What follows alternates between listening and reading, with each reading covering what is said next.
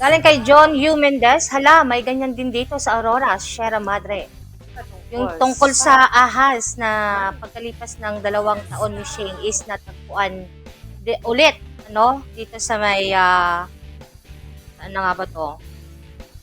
Saan ito natagpuan? Sa Laguna, ayan. Mangrove snake ang tawag dito ni Shane. Ay, ito yung ba't Yung may black na may Black, yellow. yellow. Oo.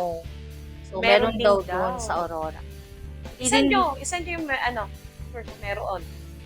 Oo, para Para ma-i-post ano din din, natin. ano. Kasi talagang inaano nila yan eh. Sinisiguro na itong mga ahas na to ay hindi wawala. No? Medyo ano to, medyo mild lang daw yung ano nito, nung, anong tawag dito? Yung ano ng ahas, venom, oo. So, mild venomous itong snake na ito. Although, syempre, may epekto pa rin kapag ito ay kumagat din talaga sa tao. So, yun namang kanilang venom ay ginagamit ni Shane sa ano sa pagkuha ng mga o pag-catch ng mga pagkain. Hindi naman actually sa tao. Pero kapag nagambala ng tao ay talagang So, kapag nasaktan sila. oo, mangangag.